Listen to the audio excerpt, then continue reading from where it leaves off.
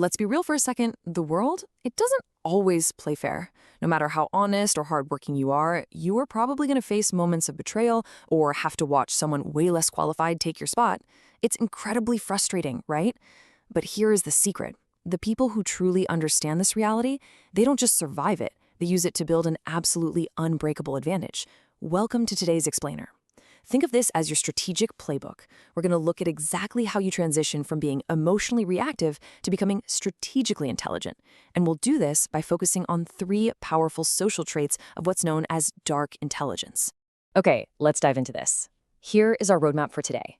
First, we'll look at the reality of dark intelligence. Then we'll break down 3 master moves: calculated opacity, the adaptive persona, and the psychological echo. And finally, we'll lock down the ethical boundaries. So, part 1, the reality of dark intelligence and how we actually build strength from betrayal. You know, this kind of strategic mindset isn't something you're just born with. It is forged. When people experience humiliation, defeat, or betrayal, a lot of them just break down.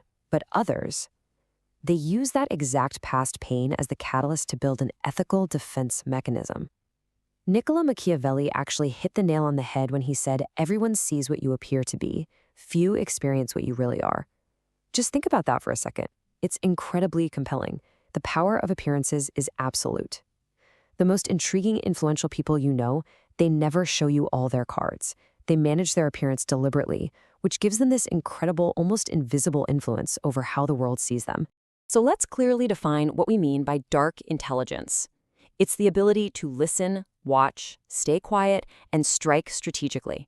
It is born from surviving those brutal moments of betrayal, but, and this is a really crucial point, it is used strictly for protection. I really want to reframe this term for you. I know dark intelligence might sound a bit malicious at first, but it's actually an empowering, protective shield. It's the kind of intelligence where, while everyone else is getting heated and arguing, you are quietly gathering information. It's honestly a lot like the difference between playing checkers and playing chess. On one hand, you have the average, emotionally reactive person. They're playing checkers. They're drowning in their emotions, getting angry, and just wasting energy arguing. But contrast that with the strategically intelligent person who is playing chess.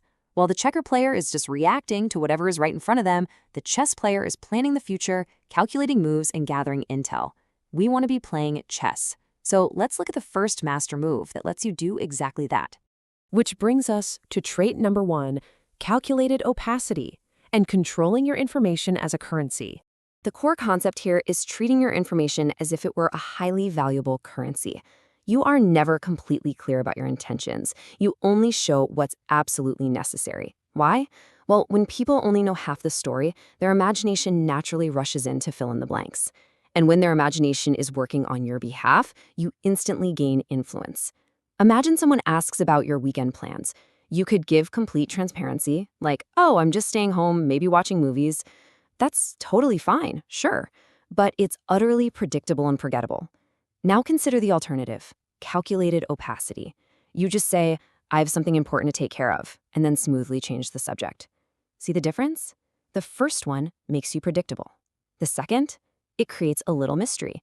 And curiosity leads to interest leads to respect, and respect creates influence. The big takeaway here is this: your information is literally your currency. Don't spend it all at once. When someone asks you a question, you might feel this urge to give them a complete, exhaustive answer, spilling your fears, your motivations, your plans. You might think you're building trust, but actually, scratch that, you're basically just giving away your power.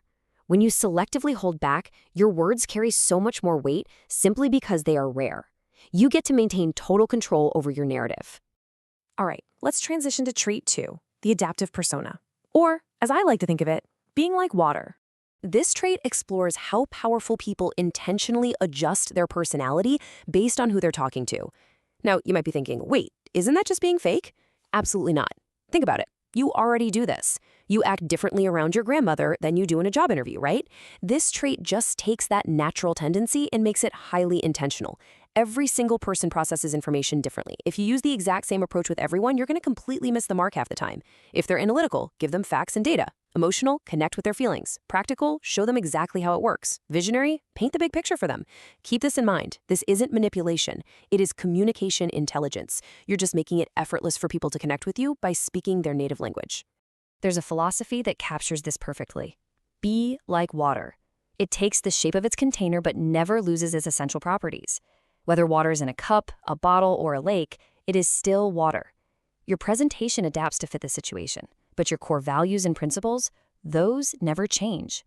The strongest people are actually like diamonds. You have many different facets depending on the angle of the light, but underneath, you are still one solid, unbreakable stone.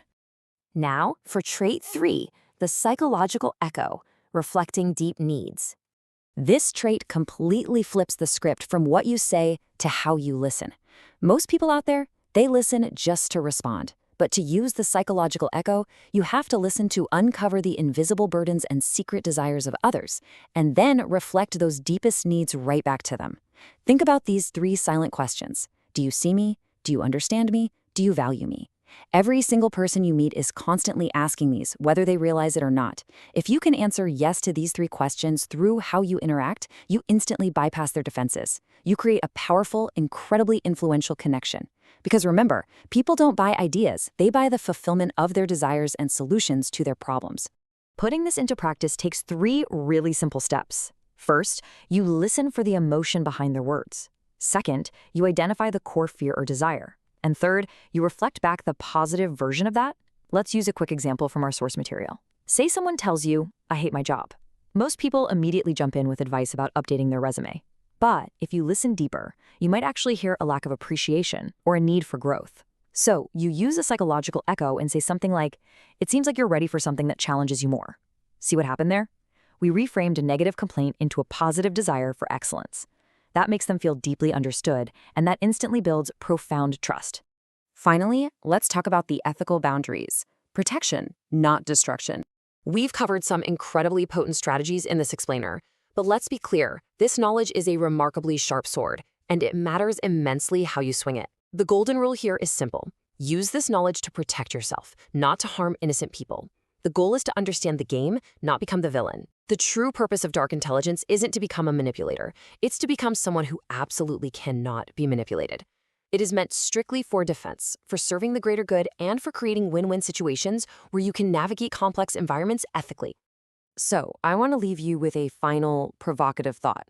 You now know the mechanics of calculated opacity, the fluid strength of the adoptive persona, and the deep connection of the psychological echo. The most dangerous person in the room is the one with nothing to lose. But the most valuable person in the room, that's the one who understands human psychology and uses it to make everyone's life better. So what kind of person are you going to choose to be? Will you stay vulnerable and emotionally reactive? Or will you step up, apply these traits, and become strategically intelligent?